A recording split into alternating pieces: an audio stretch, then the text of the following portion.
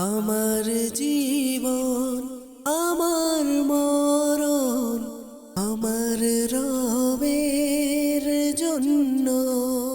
আলহামদুলিল্লাহি রাব্বিল আলামিন ওয়াসসালাতু ওয়াসসালামু আলা সাইয়্যিদিল মুরসালিন আম্মা বা'দু আউযু বিল্লাহি মিনাশ শাইতানির রাজীম বিসমিল্লাহির রহমানির রহিম আসসালাতু ওয়াসসালামু আলাইকা ইয়া রাসূলুল্লাহ ওয়া আলা আলিকা ওয়া আসহাবিকা ইয়া হাবিবাল্লাহ আসসালাতু ওয়াসসালামু আলাইকা ইয়া নবিয়াল্লাহ ওয়া আলা আলিকা ওয়া আসহাবিকা ইয়া নূরাল্লাহ। নবী রাহমাত শাফি উম্মাত সাল্লাল্লাহু তাআলা আলাইহি ওয়াসাল্লামের আলিশান ফরমান, যে ব্যক্তি আমার উপর একবার দুরূদ শরীফ পাঠ করবে আল্লাহ তাবারক ওয়া তাআলা ওই ব্যক্তির উপর 10 বার রহমত নাজিল করেন। সাল্লু আলাল হাবিব সাল্লাল্লাহু তাআলা আলা মুহাম্মদ সাল্লাল্লাহু তাআলা আলাইহি ওয়াসাল্লাম। দর্শক, অন্ধকার থেকে আলোর দিকে অনুষ্ঠানে উপস্থিত হয়েছি। যে যেখান থেকে আমাদের অনুষ্ঠান দেখছেন, দূরে কিংবা কাছে, দেশে কিংবা প্রবাসী, সকল দর্শকে জানাই আন্তরিক মোবারকবাদ। প্রতি সপ্তাহে আপনারা এই অনুষ্ঠানটি উপভোগ করেন, দেখেন, শিখেন অনেক কিছু। অন্ধকার থেকে আলোর দিকে, আর এই অন্ধকার কাকে বোঝানো হয়েছে এবং আলোর দিকটাই বা কোনটা, এই বিষয়গুলো নিয়ে চমৎকারভাবে আলোচনা করা হয়। আমাদের জীবনে অনেক অন্ধকার দিক যা আমাদেরকে গুনাহের দিকে ধাবিত করে, যে পথগুলো, যে দিকগুলো আমরা বুঝতেও পারি না। এই অনুষ্ঠানের মাধ্যমে সেই আলোকিত দিকগুলো আমরা খুঁজে পাই। আজকেও চমৎকার এক বিষয় রেখেছি আলোচনা করার জন্য, নেকির দাওয়াত দেওয়ার জন্য। আল্লাহ চাই ইনশাআল্লাহ তাবারক ওয়া তাআলা অনুষ্ঠানের শেষ পর্যন্ত সাথে থাকলে অনেক কিছু জানার রয়েছে, শেখার রয়েছে। আজকের অনুষ্ঠান থেকেও মোবাল্লিগে দাওয়াত ইসলামী আমাদের সাথে আছেন, চমৎকার কিছু তথ্য আলোচনা শুনবো। নাতখা ইসলাম ভাই আছেন, কালামও শোনার চেষ্টা করবো আমরা ইনশাআল্লাহ তাআলা। কি বিষয় নিয়েছি আলোচনা করার জন্য আজকে শুনবো আমরা, আমাদের ইব্রাহিম ভাই সাথে যেহেতু আছেন তার থেকে কালাম শুনবো। গীবতের অন্ধকার থেকে উত্তম চরিত্রের আলোয়। গীবত যে একটি গুনাহের কাজ রয়েছে, এটা কিন্তু অন্ধকার দিক। মানুষ যারা গীবত করে বুঝতে হবে তারা অন্ধকারের দিকেই আছে, অন্ধকার জীবনে আছে। কেননা গীবতের এত ভয়াবহতা কোরআনে পাকের মধ্যে আর হাদিসে মোবারকার মধ্যে আলোচনা করা হয়েছে। যেখানে শাস্তির কথা বয়ান করা হয়েছে, যেখানে আযাবের কথা বলা হয়েছে, যেখানে জাহান্নামের কথা বলা হয়েছে, গীবতকারীদেরকে জেনে শুনে বুঝে তারপরও গীবত করছে, বুঝতে হবে তারা অন্ধকারে আছে। অর্থাৎ ভালোটা তারা মানতে পারছে না, ভালোটা তারা অ্যাকসেপ্ট করতে পারছে না, খারাপটাকেই গ্রহণ করে রাখছে। সে গীবতটাকেই, পাপ গুনাহের কাজকে, যে কাজের কারণে আযাব দেওয়া হবে, শাস্তি ভোগ করতে হবে, সেই অন্ধকারের দিকেই মানুষ ধাবিত রয়েছে। আজ আমরা জানব সেই অন্ধকার থেকে আলোর দিকে কিভাবে ফিরে আসা যায়। গীবতের অন্ধকার থেকে উত্তম চরিত্রের আলোয় একজন ব্যক্তি বা আমি নিজে বা আপনি কিভাবে আমরা ফিরতে পারি। আল্লাহ পাক চাই ইনশাআল্লাহ তাবারক ওয়া তাআলা অনেক কিছু শেখার আছে আজকের অনুষ্ঠান থেকে।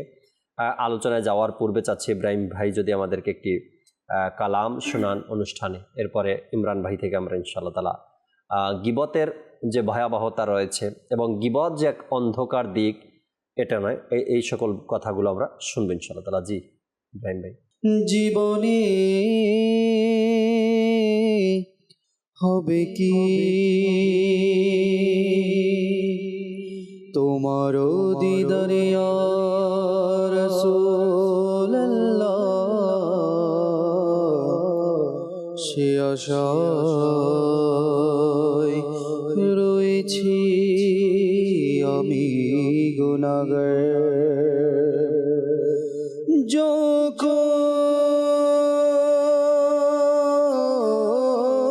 যখনই পাব তোমার দিদার ইয়া রাসূলুল্লাহ, তখনই হবে আমার ইয়া রাসূলুল্লাহ সাল্লাল্লাহু আলাইকা ইয়া রাসূলুল্লাহ ওয়া সাল্লাম আলাইকা ইয়া হাবিব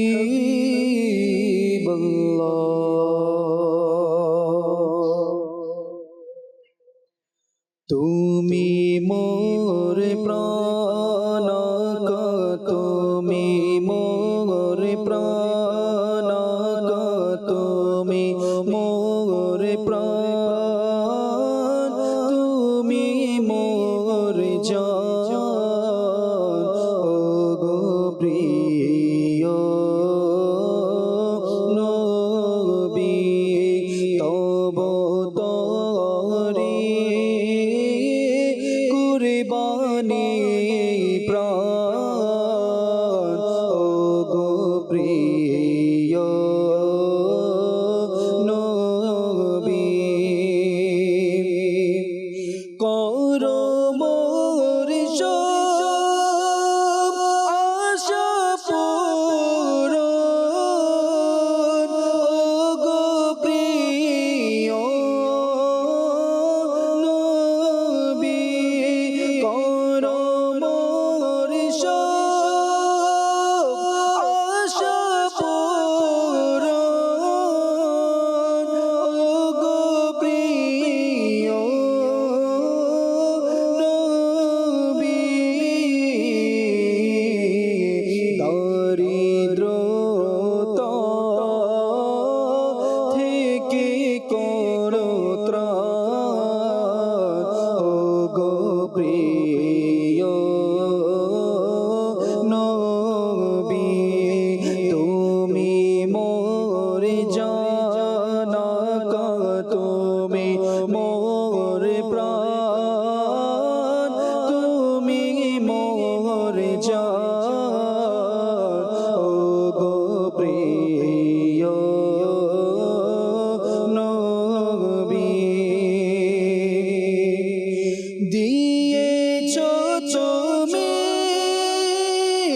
করে দুঃখীর ডাকে সাড়া, দিয়েছ তুমি গরিব দুঃখীর ডাকে সাড়া, শোনো আমার, শোনো আমার, তুমি আহ্বান, ওগো প্রিয়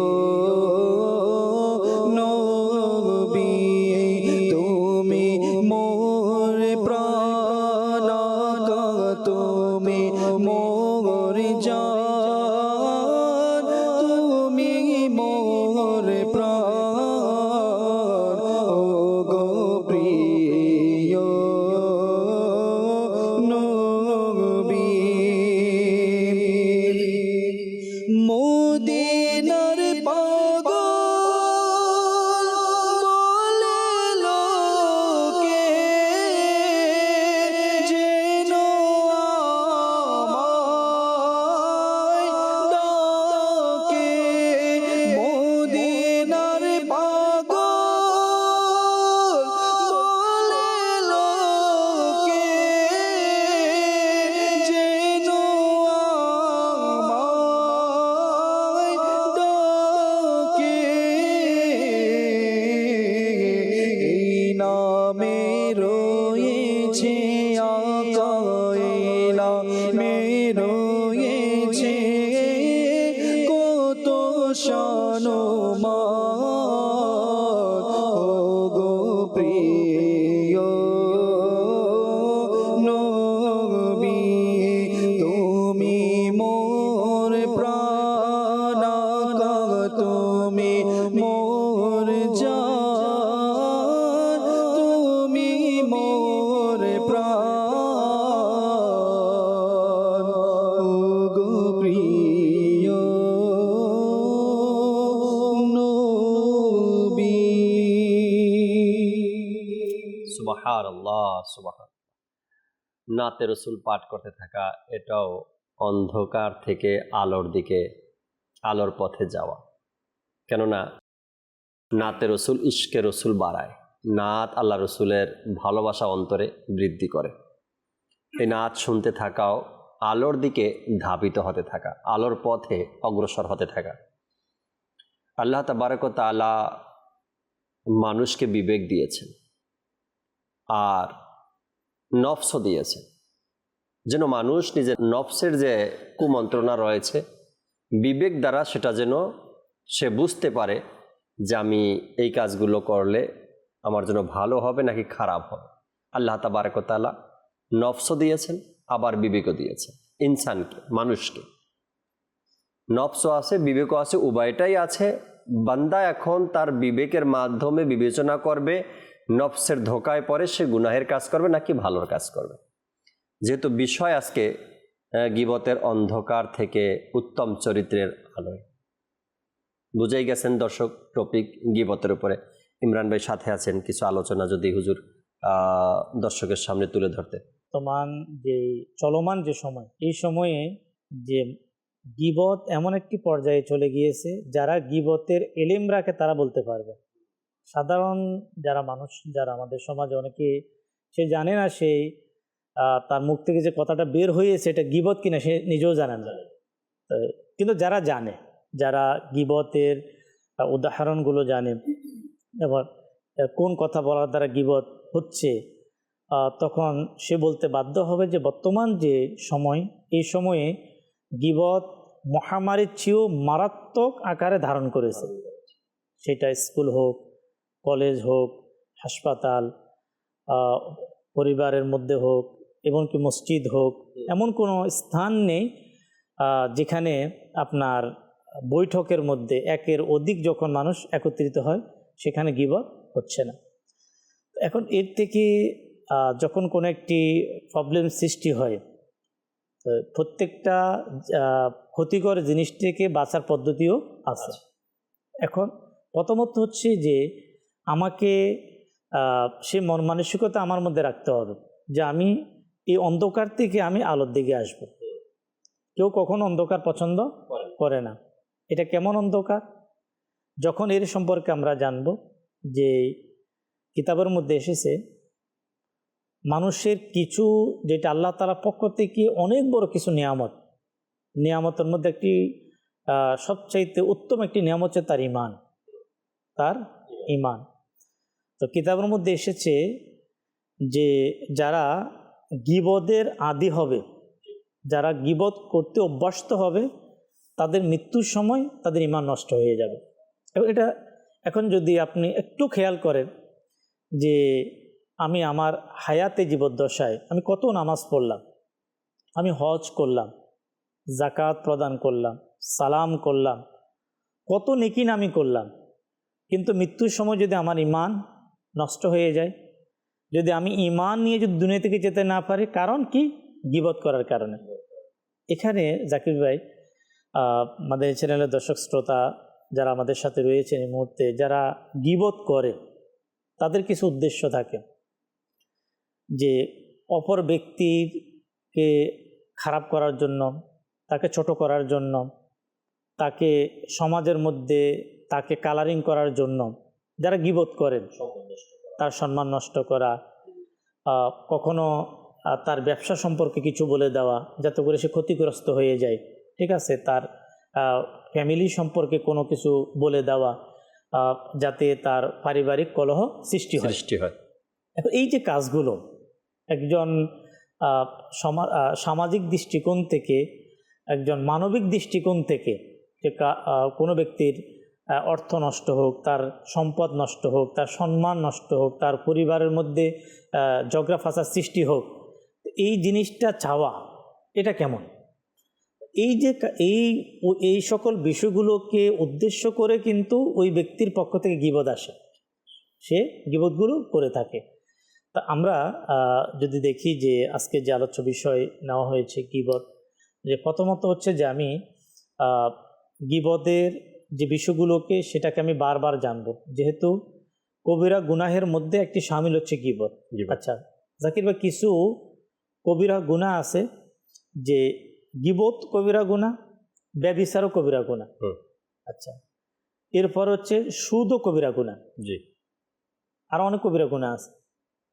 যদি কোনো ব্যক্তি সত্যিকার অর্থে যদি সে কোরআন সুন্নাহ মোতাবেক যদি সে জেনে নেয়, সে জানতে পারে যে গীবতের অবস্থান কোথায়, বদকারী ব্যভিচারীর অবস্থান কোথায়, সুদের অবস্থান কোথায়, আরও অনেক কবিরা গুনাহ আছে। তো এই আপনার মিথ্যা বলেন, এরপরে হচ্ছে সুদ বলেন, তারপরে হারাম দেখা বলেন, হারাম খাওয়া বলেন, এই যাবতীয় যে সকল কবিরা গুনাহ, এই সকল কবিরা গুনাহ থেকে সবচাইতে মারাত্মক হচ্ছে গীবত। আল্লাহ। যেমন এর একটি উদাহরণ আমি হাদিসে মোবারকা থেকে একটি এক্সাম্পল নিয়ে আসছি। কোন একজন সাহাবী রসুল এক ব্যক্তিকে খুব অনুতপ্ত অবস্থায় পেলেন, মানে সে খুবই লজ্জিত। এখন তার লজ্জিত হওয়ার ভাবটা দেখে যে সাহাবী রসুল অবলোকন করলেন, দেখলেন, দেখার পরে বারবার তাকে জিজ্ঞাসা করতে লাগলো যে তুমি এমন কি নাফরমানি করেছো, তোমার নাফরমানিটা আসলে কি? তো সে শেষ পর্যন্ত সেটা প্রকাশ করলো। তার সে প্রকাশ করার সে গুনাহটি যেটা নাফরমানি ছিল, সেটা ছিল ওই ব্যক্তির দ্বারা বদকারীর মতো হয়েছে। তো ওই সাহাবী রসুল তিনি কি বলেন জানেন? বলতেছে, আফসোস, আমি মনে করেছি যে তোমার অনুতপ্ততা, তোমার লজ্জিত, তোমার যে ভয়টা তোমার ভিতরে, আমি মনে করেছি তুমি গীবত করেছো। তখন ওই সাহাবী রসুল যে বদকারীটা নাফরমানি কবিরা গুনাহ, সেটা কোথায় আর গীবতটা কোথায়, সেখানে কি করলেন? স্থাপন করলেন। আসলে বাস্তবিক পক্ষে যে আমরা অনেক গুনাহকে আমরা ভয় পাই জাকির ভাই, এক মুসলমান হিসাবে, একজন মুমিন হিসাবে মানুষ অনেক সময় অনেক গুনাহ করতে সে ভয় পায়। একটি আপনার কোনো কিছু হারাম খাওয়ার ক্ষেত্রে ভয় পায়, হারাম দেখার ক্ষেত্রে ভয় পায়, অথবা হারাম কিছু শোনার ক্ষেত্রে সে ভয় পায়। অনেক সময় অনেক কাউকে মাহাদাল্লাহ গালিগালাজ করা, এটাও কিতাবের মধ্যে কবিরা গুনাহের মধ্যে শামিল করা আছে, যে অশ্লীলভাবে গালিগালাজ করা, ভয় পায়। আর যেভাবে তাকে ভয় পাওয়া উচিত ছিল গীবতের ব্যাপারে। কেন? গীবত এটা এমন একটি বিষয়, কিতাবের মধ্যে এসেছে যে ইমাম গাজ্জালি রহমতুল্লাহ তাআলা আলাইহি মিনহাজুল আবিদিনের 98 নম্বর পৃষ্ঠার মধ্যে তিনি উল্লেখ করেন, আল্লাহ পাকের বলি হযরত ইব্রাহিম বিন আদহাম রহমতুল্লাহ তাআলা আলাইহি তিনি দীর্ঘদিন ইবাদতের উদ্দেশ্যে লেবাননের একটি পাহাড়ে ছিলেন। আচ্ছা, তিনি বলেন যে আমি ওই পাহাড়ে থাকা অবস্থায় অনেক আউলিয়া কেরামের সোহবতে ছিলাম, অনেক ওলি আল্লাহদের সঙ্গে, উনি নিজে আল্লাহর ওলি ছিলেন ইব্রাহিম বিন আদহাম রহমতুল্লাহ তাআলা আলাইহি। তো তিনি বলেন যে আমি অনেক আউলিয়াদের সাহচর্য আমি লাভ করেছি। তখন ওনাদের থেকে আমি প্রত্যেকের থেকে আমি যে উপদেশটা আমি হাসিল করেছি, আমাকে ওসিয়ত করেছেন, আমাকে উপদেশ দিয়েছেন, এর মধ্যে আমি 4টি বিষয় আমি সবচাইতে গুরুত্বপূর্ণ, মানে সব সময় যে আল্লাহ পাকের যে সকল আউলিয়ার সোহবতে আমি গিয়েছি, তো তারা আমাকে উপদেশ অবশ্যই দিয়েছে। এর মধ্যে 4 নম্বর যেটা ছিল সেটি হচ্ছে যে গীবত এবং অনার্থক কথা বেশি বলে সে ইসলাম ধর্মের উপর তার মৃত্যু হবে না। দেখুন কত বড় সতর্কতা, এই যে কত বড় যে সতর্কতার বিষয়, যে আমরা অবশ্যই প্রত্যেকে আমরা ঈমান নিয়ে যেতে চাই। তো কথা বলার ক্ষেত্রে ফ্যামিলিতে একসাথে বসে যখন আমরা কথা বলা শুরু করি, অথবা ব্যবসায়ী সেন্টারে, অথবা আমাদের ফ্রেন্ড সাইকেলদের মধ্যে, অথবা স্টুডেন্ট যখন একত্রিত হয়, অফিসে যখন একত্রিত হয়, তো হওয়ার সময় সেখানে যে গীবত সংগঠিত হয়, গীবতগুলো যে সংগঠিত হয়, আসলে হচ্ছে বাস্তবিক যে আমাদেরকে একটু যদি আমরা খেয়াল করি, ইনশাআল্লাহুল কারীম আমাদের আজকে এই গীবতের যে কুফলগুলো, গীবতের মাধ্যমে মানুষের যে সকল ক্ষতিসমূহ, অনেক সময় আমরা ভাবতে থাকি জাকির ভাই যে এটা তো আমার আখেরাতে হবে, কিন্তু এর যে ক্ষতির ওই এর ক্ষতির মধ্যে যে অনেক ক্ষতি তার দুনিয়ার মধ্যে কি আছে, দুনিয়াতে যে তার ক্ষতি রয়েছে, সে এই জিনিসগুলো সে জানে না, বুঝতে পারে না। তো ওই বিষয় গুলো ইনশাআল্লাহ করিম কিছু আমরা যে আলোচনা জি। শুনবো আপনার থেকে, আল্লাহ চাই ইনশাআল্লাহ তাবারাক ওয়া তাআলা। দর্শক, গীবতের এই মহামারী যেটা ইমরান ভাই তুলে ধরলেন, এমন কোনো সেক্টর বাকি নেই যেখানে এই গীবতের মহামারী ছড়াচ্ছে না। প্রত্যেকটা জায়গাতে সেটা যে সেক্টরই হোক না কেন, শিক্ষিত হোক বা অশিক্ষিত হোক, গ্রাম হোক বা শহর হোক, সব জায়গাতে এই গীবতের মহামারী ছড়িয়ে ছিটিয়ে পড়েছে এমনভাবে, এমনকি নিজের মা বাবার গীবত করতেও মানুষ দ্বিধাদ্বন্দ্ব করে না, এমনকি নিজের সন্তানের গীবত করতেও মানুষ একটুও লজ্জা পায় না নিজের সন্তানের ব্যাপারে। কিছু মানুষ তো ধোকায় পড়ে আছে, বলে সে এই কাজ করছে বিদায় তার ব্যাপারে বলি, সে করছে বিদায়ই তো আপনি গীবত করছেন তার। যদি সে না করতো আর ওই দোষটা যদি আপনি বর্ণনা করতেন, তবে তো মিথ্যা অপবাদ হয়ে যেত, সেটা আরেকটা গুনাহ। সে ভুল করছে, সেই ভুলটাই আপনি তার পিছনে তার সম্মান নষ্ট করার জন্য বা তার ক্ষতি করার জন্য আপনি যে বলছেন, তো সেটাই তো গীবত। আর যদি দোষটা নাই থাকতো তার মধ্যে, তবে তো গীবত হতো না, তবে হতো মিথ্যা অপবাদ। এভাবে করে মানুষ নিজের মনকে সান্ত্বনা দেয় যে সে তো ভুল করছে, তার মধ্যে এই অপরাধ আছে, সে এই দোষে দোষী, তাই বলছে। এইভাবেও মানুষ বলে। যখন কোনো ব্যক্তির ক্ষতি হয়, কোনো ব্যক্তি বিপদে পড়ে, তখন বলে যে পাপের ফলাফল। আর যখন নিজে পড়ে তখন আবার এই সুরটাই চেঞ্জ হয়ে যায়। এমন কি গুনাহ আমি করলাম, হ্যাঁ, এমন গুনাহ আমি কি করলাম। করলাম? অভাবই নেই, এমন কোনো গুনাহ বাকি নেই। হ্যাঁ, যখন অপর ব্যক্তি কোনো বিপদে পড়ে তখন বলে যে এটা তো তার পাপের শাস্তি, আর নিজে যখন পড়ে তখন বলে আমি এমন কি অপরাধটা করলাম যে আমার এত বড় শাস্তি। যাই হোক, আমরা হয়তোবা এমন কোনো মজলিস বাকি রাখিনি যেখানে গীবত হচ্ছে না, এমন কোনো সময় বা দিন আমাদের অতিবাহিত হয়নি যেখানে গীবত হয়নি বা গীবত করিনি। তারপরও আমাদের অন্তরে ভয় নেই। মারাত্মক গুনাহ এটা, এবং কেমন ধরনের গুনাহ? গুনাহে কবিরা বলা হয়েছে এই গীবতের। আপনার এই গীবতের অন্ধকার থেকে আমাদেরকে বেঁচে ফিরে আসতে হবে। অনেক সময় এই গীবতের কারণে একটা ফ্যামিলি নষ্ট হয়ে যায়, গীবতের কারণে ভাই বোনের সম্পর্ক নষ্ট হয়ে যায়, গীবতের কারণে মা সন্তানের সম্পর্ক নষ্ট হয়ে যায়, গীবতের কারণে আত্মীয়তার সম্পর্ক নষ্ট হয়ে যায়, গীবতের কারণে এমনও হয় কি ছাত্র আর টিচার ওস্তাদের সম্পর্কটাও নষ্ট হয়ে যায়, গীবতের কারণে একজন ইমামের সাথে মুসল্লিদের যে একটা সম্পর্ক থাকা দরকার এটাও নষ্ট হয়ে যায়। তার কারণ একটা ভালো মানুষের ব্যাপারে আপনি যখন 2 দিন 3 দিন 4 দিন তার একটা দুর্বলতা আপনি শুনতে থাকবেন, তখন তার মাথায় অটোমেটিকলি আপনার মাথায় বসে যাবে এই লোকটা না, তার প্রতি আপনার মায়া মহব্বত ভালোবাসা শ্রদ্ধা ভক্তি আর এই জিনিসটা থাকবে না। যখন আপনি আপনার বাবা বা মায়ের ব্যাপারে আপনি আপনার ভাইকে বোনকে বা পাড়া প্রতিবেশীকে বলতেই থাকবেন যে আমার মা আমার সাথে এমন করে, আমার বাবা আমার সাথে এমন করে, তখন ওই সকল ব্যক্তিদের মাথার মধ্যে এটা বসে যাবে যে আসলে লোকটা খারাপ, সন্তানের সাথে এমন কাজ কিভাবে করে। এখানে জাকির ভাই, যে ব্যক্তি ওই শব্দ চয়ন করছে যেটার মধ্যে গীবত, জি, ওলামা ইকরাম তার ব্যাপারে কি বললেন? বললেন যে যখন কোনো ব্যক্তি এসে কারো গীবত করে, তখন ওই লোক যিনি শ্রবণকারী, তো সে যাতে করে তাকে অপছন্দ করে। আচ্ছা, কেন অপছন্দ করে? কেন? সে তো তার মধ্যে ওই গুণ, মানে অনেকে তো আমাদের সমাজে হচ্ছে যে গীবত করলে সেটাকে আরো শুনতে ইচ্ছে করে, কিন্তু ওলামা ইকরাম বলেন যে এই মানুষ খারাপ মন্দ হওয়ার জন্য এটাই যথেষ্ট, সে গীবতকারী।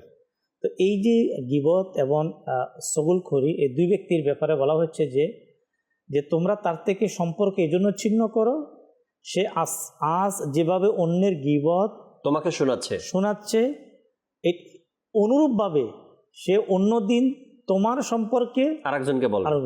রাইট। এটাই কিন্তু আমাদের সমাজে এখন আমরা যদি এটা সিদ্ধান্ত আমি গ্রহণ করি যে আমার পরিবারের মধ্যে যে এসে যার ব্যাপারে আমাকে বলছে, জি, তো সে কাল আমার ব্যাপারে বলবে।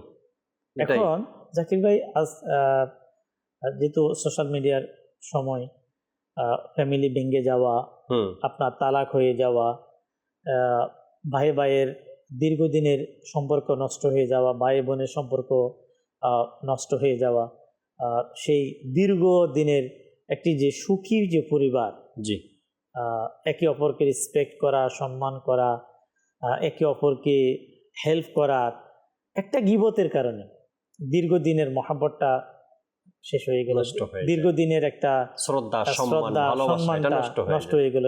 এখন এই যে একটা মনে করেন যে কি করেছে শয়তান, শুধু গীবতের মতো একটি কাজ সেখানে কি করেছে, গীবত করার রাস্তাটা ওপেন করে দিয়েছে, ওপেন করে দিয়েছে। বাকি কাজ তো আমরাই করি।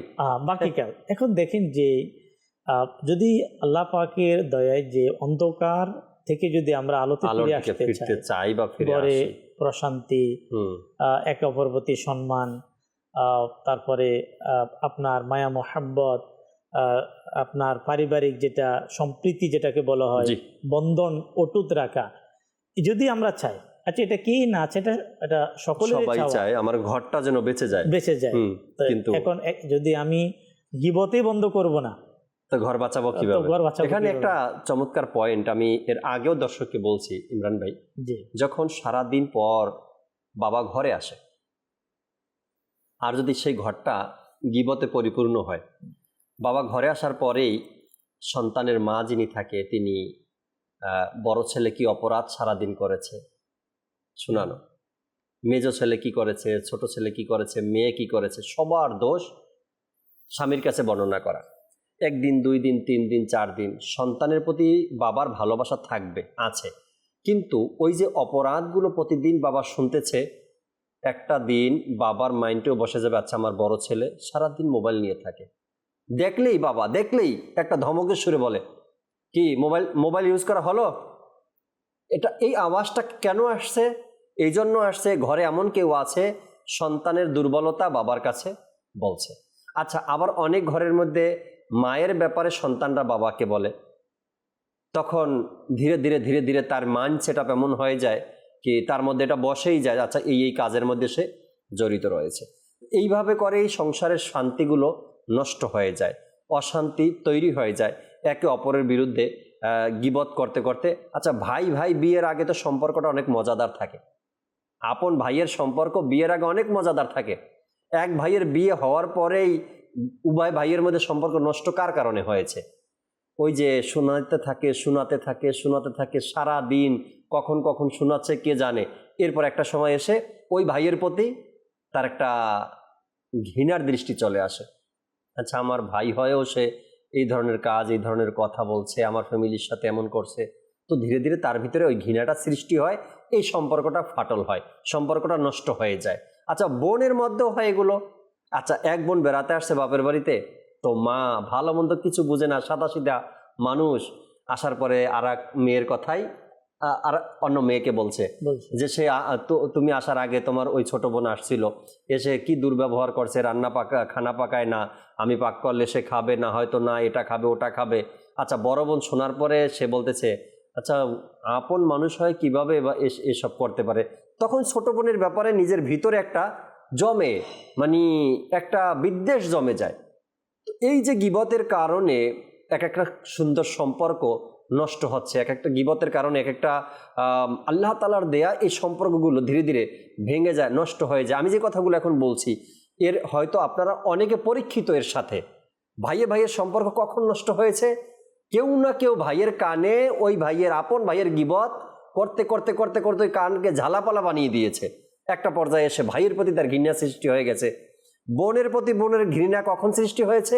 কেউ না কেউ গীবত করতে করতে করতে করতে ওই বোনের কানকে একদম নষ্ট করে দিয়েছে, তখন ওই বোনের প্রতি তার ঘৃণা সৃষ্টি হয়েছে। এমনই এই যদি গীবতের যে দুনিয়াবি দুর্বলতা সমস্যা এগুলো যদি আমরা দূর করতে চাই, তবে আমাদেরকে গীবত থেকে বাঁচা উচিত। ইব্রাহিম ভাইয়ের একটা কালাম আমাদেরকে শোনাবেন, এরপর ইনশাআল্লাহ তাআলা ইমরান ভাই থেকেও আমরা দুনিয়াবি যে ক্ষতি রয়েছে গীবতের, আমি তো কিছু তুলেই ধরলাম, সম্পর্ক নষ্ট কিভাবে হয় গীবতের কারণে, আরো কিছু দিক আমরা ইনশাআল্লাহ তাআলা শুনবো ইমরান ভাই থেকে। জি ইব্রাহিম ভাই।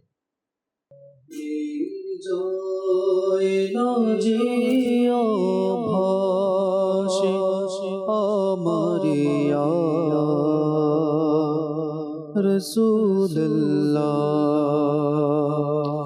গুনাহেরি জয় না যেও ভাসে আমারিয়া রসুল্লাহ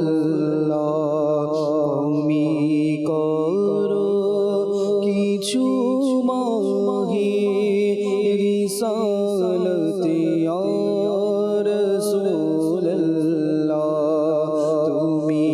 করো কিছু মাহে রিসালতে ইয়া রাসূলুল্লাহ ক্ষণে ক্ষণে প্রতিক্ষণে বেড়ে যাচ্ছে যে গুনাহ ক্ষণে ক্ষণে প্রতিক্ষণে বেড়ে যাচ্ছে যে গুনাহ তবু তাতে কোনো অনুতাপে ইয়া রাসূলুল্লাহ তবু তাতে কোনো অনুতাপে ইয়া রাসূলুল্লাহ গুনাহে যায় না যে আমরিয়া রাসূলুল্লাহ বাঁচিতে চাই আমি তবু পারি না যে বাঁচিতে হয় বাঁচিতে চাই আমি তবু পারি না যে বাঁচিতে হয় গুনাহের হয়েছে মনি অভাসিয়া রাসূলুল্লাহ গুনাহের হয়েছে মনি অভাসিয়া রাসূলুল্লাহ ভেঙে গেছে কোমর আমার গুনাহেরি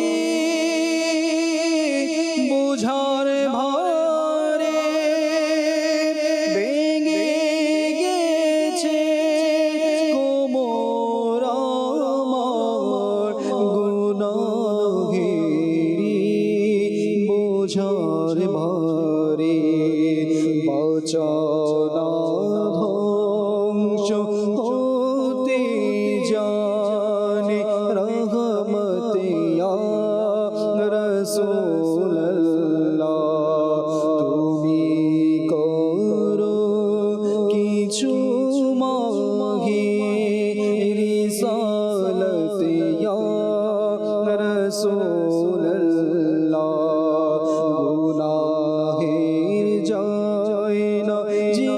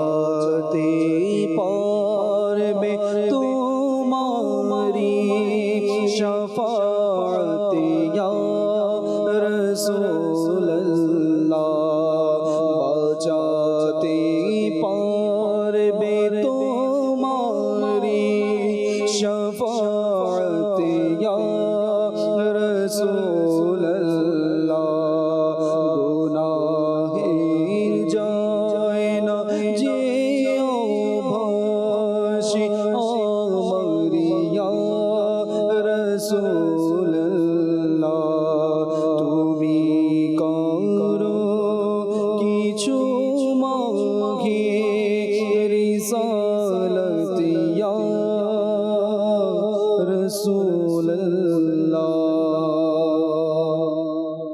আমিন আমিন। গুনাহের কারণে ইমানদার যারা, মুত্তাকি যারা, পরহেজগার যারা, আল্লাহওয়ালা যারা, তাদের কোমর ভেঙে যায় গুনাহের কারণে।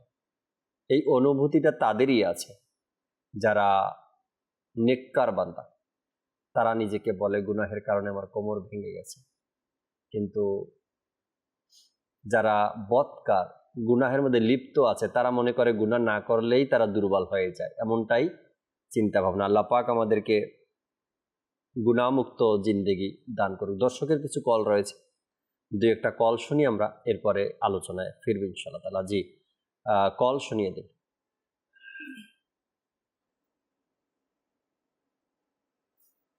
আমার খুবই ভালো লাগতেছে এবং প্রতিদিন চ্যানেল দিয়ে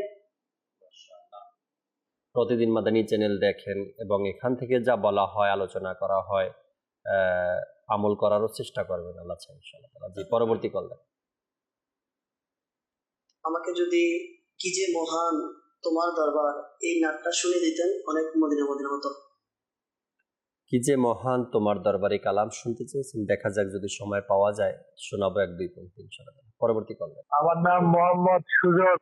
আপনাদের চ্যানেল আমি নিয়মিত আল্লাহর রহমতে দেখি, খুবই ভালো লাগে। আপনাদের চ্যানেল ইসলামী কথাবার্তা শোনা হয়, জানা হয়। আপনাদের চ্যানেল দেখতেছি। মাশাআল্লাহ, আল্লাহ পাক কবুল করেন। জি, আরেকটি কল দেন। দিনাজপুর থেকে বলছি, আমি একটি কালাম করতে চাই। কাছে ডেকে নাও প্রিয় নবী, শুনিয়ে দিলেন। কাছে ডেকে নাও প্রিয় নবী, কালামটি শুনতে চেয়েছেন, তাহলে সাথে থাকুন। আরেকটি কল দেন। কিশোরগঞ্জ জেলা। হুম। আমি একটি গজল শুনতে চাই, অলি দিকে রাজা মহারাজ। অলি দিকের রাজা মহারাজ, এই কালামটি আপনি শুনতে চেয়েছেন, শোনাবো ইনশাআল্লাহ তাবারাক ওয়া তাআলা। দর্শক, কালামের অনুরোধ আসছে, দুইটা শুনবো, যদি সময় পাওয়া যায় দর্শককে শোনাবো। ইমরান ভাই, দুনিয়াবি কিছু ক্ষতি রয়েছে গীবতের। এর মধ্যে তো বড় একটা ক্ষতি, যা আত্মীয়তার সম্পর্ক নষ্ট করার জন্য গীবত, যা ফায়দা লুটে নেওয়ার নিচে। শয়তানের কাজ শুধু একে অপরের সাথে একে অপরের গীবত করানো, বাকি কাজ আমরা করি ঝগড়া ফ্যাসাদ, আত্মীয়তার সম্পর্ক নষ্ট করার যে গুনাহ, তাও আমরাই করতেছি, তাই না? এই যে গীবতের মাধ্যমে একটা আরেকটা বড় যেটা ক্ষতি, যদি মানুষ পৃথিবীতে ভালো করুক অথবা খারাপ করুক, সেটা আল্লাহ তাআলার পক্ষ থেকে একসময় সেটা প্রকাশ হয়ে যায়। জি, ভালো বিষয়টিও প্রকাশ হয়, খারাপের দিকটাও প্রকাশ হয়। যখন কোনো ব্যক্তি তার গীবত করা, সে মানুষের সমালোচনা করে, এই জিনিসটা যখন একাধিকবার যখন সেটা প্রমাণ হয়ে যায়, তখন তার প্রতি মানুষের যে একটা আস্থা, বিশ্বাস, সেটা কিন্তু নষ্ট হয়ে যায়। আচ্ছা, যখন জাকির ভাই তার বিশ্বাসটা, যখন তার প্রতি আস্থা উঠে যায়, তখন সে পরিবার থেকে তেমন সঙ্গ পাওয়া বন্ধ হয়ে যায়। সে যদি বিজনেসম্যান হয়, আপনি দেখবেন তার সাথে যারা লেনদেন করে, সেটা কিন্তু আস্তে আস্তে পিছিয়ে সরে যায়। রাইট। এরপরে তার যে বন্ধু মহল, যাদের সাথে সে সময় কাটায়, যাদের সাথে সে সময় অতিবাহিত করে, এক সময় কিন্তু তারাও কিন্তু তার থেকে দূরে সরে যায়, আলাদা হয়ে যায়। এর অনেক প্রমাণ আমাদের সমাজে আছে। আসলে হচ্ছে কি যে এটা আল্লাহ পাকের দয়া। যখন কোনো ব্যক্তি আপনার সততা অবলম্বন করে, কোনো ব্যক্তি সত্য কথা বলে, তার মধ্যে সে ভালো গুণগুলো যখন প্রকাশ হয়, তা আল্লাহ তাআলার পক্ষ থেকে তার সম্পর্কে ভালো ধারণা আল্লাহ তাআলা মানুষের অন্তরে সৃষ্টি করে দেয়। পরিবারের দিক থেকে, সমাজে, তারপরে তার ব্যবসায়ী সেন্টারে, তার অফিসে। জি। আচ্ছা, যখন মানুষ তার প্রতি ধাবিত হয়, তখন কিন্তু দুনিয়াবি উপকার হয়। আখিরাতের তো অবশ্যই সওয়াব আছে। দুনিয়াবি দিক থেকে তার অনেক কাজ না হওয়ার, সেটাও কি হয়ে যায়। অনেকে মহব্বত করেন, অনেকে ভালোবাসা দেখিয়ে তাকে সঙ্গ দিয়ে দেয়। আপনার তার পরিবারে কোনো মুসিবত চলে আসলো, তখন সবাই এগিয়ে আসে। আবার দেখা গেছে চিকিৎসার জন্য যেতে হলে অনেক সময় আমাদের সাথেও হয় এরকম, হসপিটালে চিনা নাই, পরিচিত নাই, কেউ নেই, পেরেশানি নিয়ে যাওয়ার পরে দেখা যায় কেউ না কেউ পরিচিত একজন এসে বলে, আমি আপনাকে দেখছি বা চিনি, আপনার সম্পর্কে আমি জানি, চলেন আমি আপনাকে একটু সহযোগিতা করি ভর্তির ব্যাপারে বা ডাক্তারের ব্যাপারে। এমন দুনিয়াবি উপকারও এর মধ্যে রয়েছে যদি সে নিয়ে চলতে পারে। কিন্তু যে ক্ষতির যে দিকটা আমরা যদি দেখি, ক্ষতির দিকটা যদি কখনো কোনো ব্যক্তির আমানতের খেয়ানতের বিষয়টা যদি প্রকাশ হয়ে যায়, গীবতের বিষয়টা প্রকাশ হয়ে যায়, একাধিক মানে বারবার মিথ্যা বলা, জি, ব্যবসায়ীদের মধ্যে প্রকাশ পেয়ে এই ধরনের যে গুনাহগুলো, এটা যখন প্রকাশ হয়ে যায় মানুষের মাঝে, যখন সেটা প্রকাশ হয়ে যায় তখন সে চতুর্দিক থেকে সে কি হয়, সে ক্ষতিগ্রস্ত হয়ে পড়ে। তাই বিশেষ করে এটা তো দুনিয়াবি ক্ষতি কতটুকু, কিন্তু মেন ক্ষতি হচ্ছে আমাদের আখেরাতের। আজকে যদি জাকির ভাই কাউকে যদি বলা হয়, কেউ কাউকে এমনিতে যদি মানে হাস্যজ্জ্বল অবস্থা যদি বলে, কাউকে এমন শব্দ চয়ন করলো, কুকুর বলে ফেললো, গাধা বলে ফেললো, তো এই বলার কারণে কিন্তু সে কষ্ট হয়ে যায় যে আপনি আমাকে কেন এই কুকুর কেন বললেন, আপনি আমাকে বানর কেন বললেন, আমাকে গাধা কেন বললেন। কিতাবের মধ্যে এসেছে যে কিয়ামতের দিন গীবতকারীদের আকৃতি মানুষের মতো থাকবে না। দেখুন, আশরাফুল মাখলুকাত, আল্লাহ পাকের শ্রেষ্ঠ মানুষ, জি, সবচাইতে শ্রেষ্ঠ যারা গীবতকারী, তারপরে সগোলখড়িকারী এবং নির্দোষ মানুষের দোষ যারা তালাশ করে, কত আপনার সমাজের মধ্যে কত সুন্দর জীবনযাপন করেন, এখন সে কোনো তার খুদ বাইর করার চেষ্টা করে যে তাকে নিয়ে কোনো প্রকার কালারিং করা যায়। ওই মহিলাটাকে, তার ওই মহিলার মাত্র তার বিয়ে শাদী হয়েছে, সে শ্বশুর বাড়িতে গিয়েছে, এখন মাত্র কয়েকদিন না যেতেই কিন্তু তার শুরু হয়ে যায় যে তাকে কালারিং করা। তো আজকে দেখুন, যারা এই অপকর্ম যারা দুনিয়াতে করবে, কিয়ামতের দিন তাদের আকৃতি থাকবে কুকুরের মতো, তাদের সুরত মানুষের মতো থাকবে না। তো কিতাবের মধ্যে এসেছে যে কিয়ামতের ময়দানে যখন আমল নামা খোলা হবে, তো কিছু মানুষ তাদের আমল নামা নেকি শূন্য দেখতে পাবে।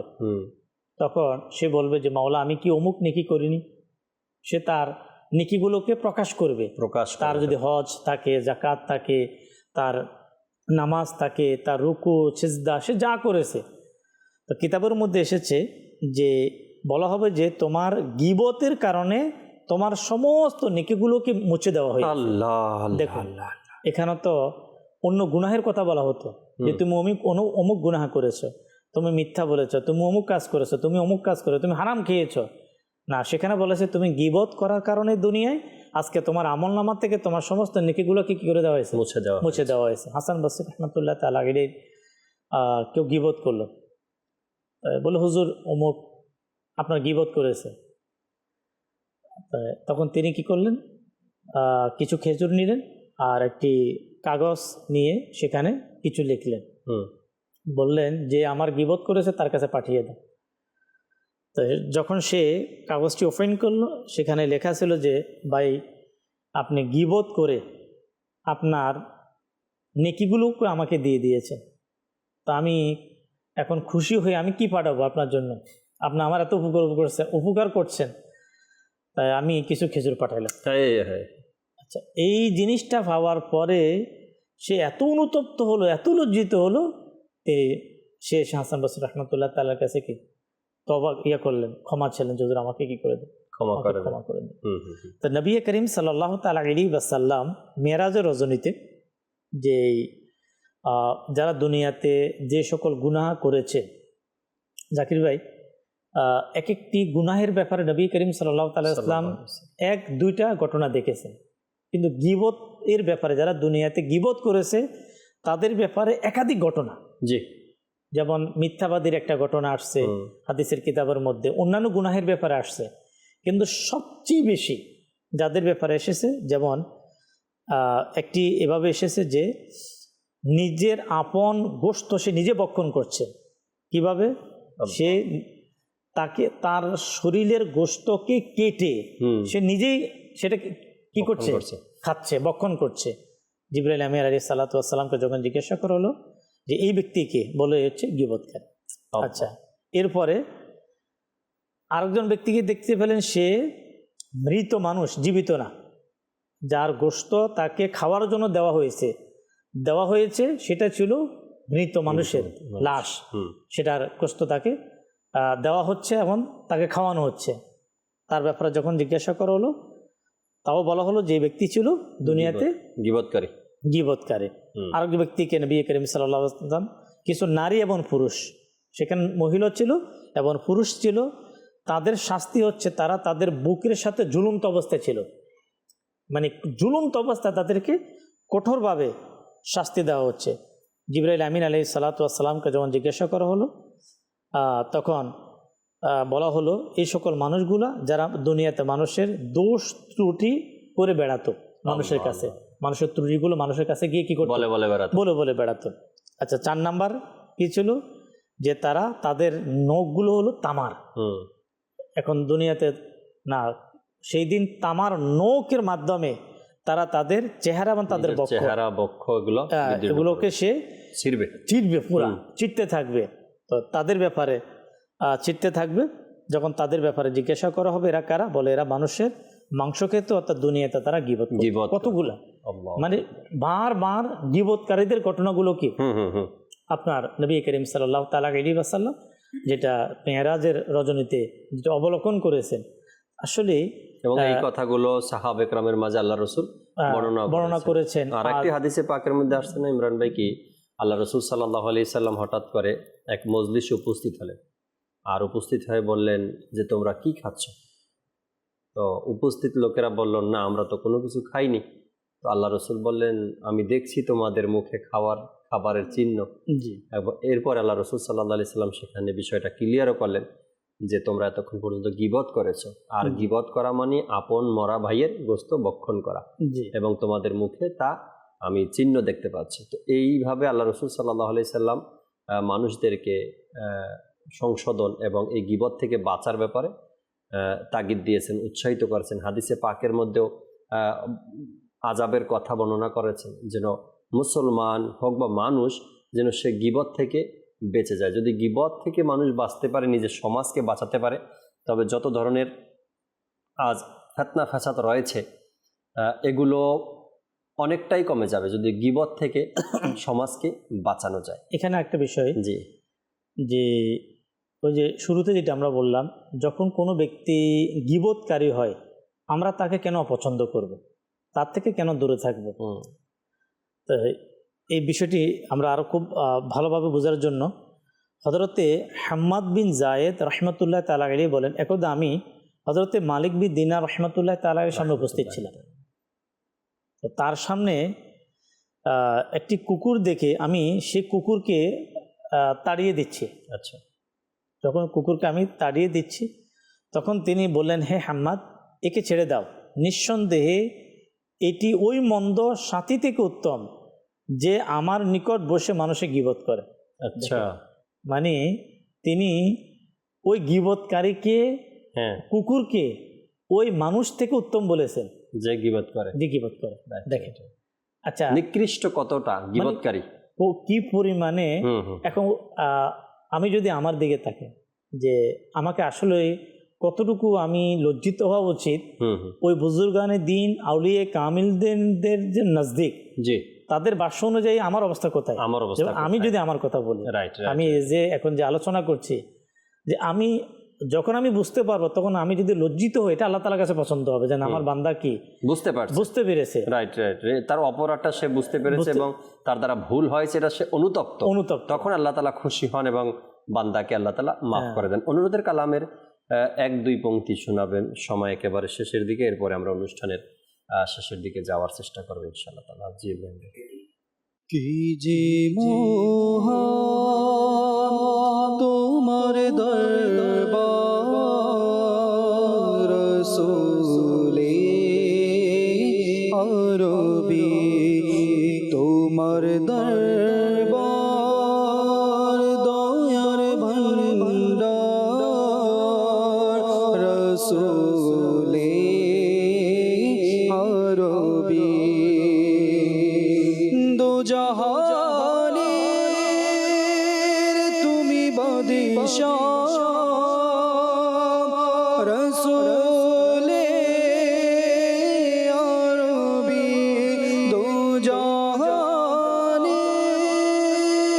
তুমি বাদশাহ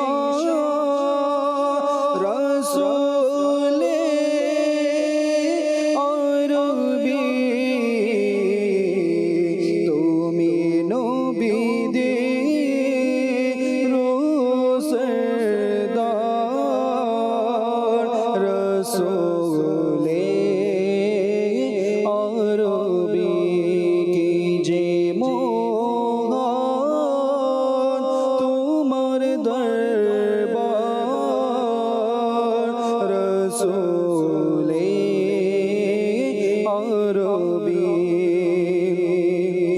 কাছে ডেকে নাও প্রিয় নবী তব দিদার দাও প্রিয় নবী কাছে ডেকে নাও প্রিয় নবী তব দিদার দাও প্রিয় নবী গুনাহের সাগরে ডুবে আছে আকা গুনাহের সাগরে ডুবে আছে আমারে বাঁচাও আকা আমারে বাঁচাও প্রিয় নবী তব দিদার দাও প্রিয় নবী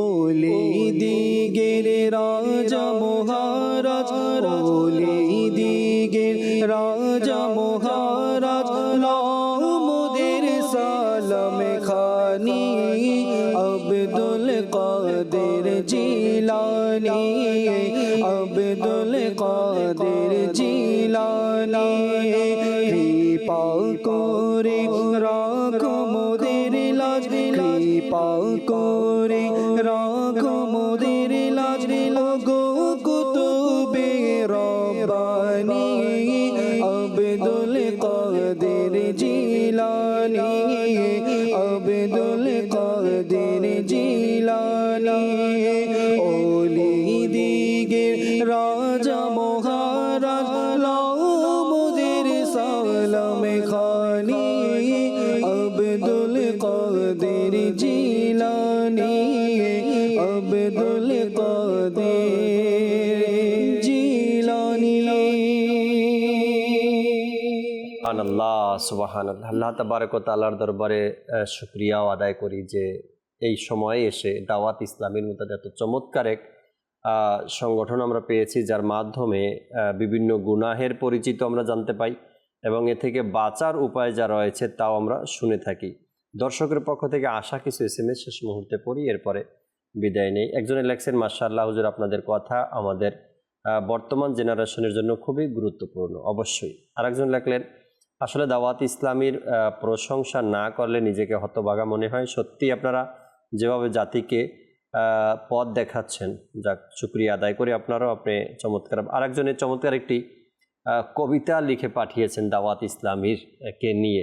আল্লাহ পাক আপনাদেরকে, আমাদেরকে, আমাদের সবাইকে আল্লাহ তাআলা ভালো রাখুক এবং গুনাহমুক্ত জিন্দেগি অতিবাহিত করার, গীবত মুক্ত পরিবেশ এবং মজলিস তৈরি করার সে তৌফিক আল্লাহ তাআলা আমাদেরকে দান করুক। আমিন বিজাহিন নবিল আমিন সাল্লাল্লাহু তাআলা আলাইহি ওয়াসাল্লাম। ইনশাআল্লাহ তাআলা আগামী সপ্তাহে হয়তো আবার অনুষ্ঠান নিয়ে উপস্থিত হবেন। ততক্ষণ মাদানী চ্যানেলের সাথেই থাকুন। সাল্লু আলাল হাবিব সাল্লাল্লাহু তাআলা আলা মুহাম্মদ সাল্লাল্লাহু তাআলা আলাইহি ওয়াসাল্লাম।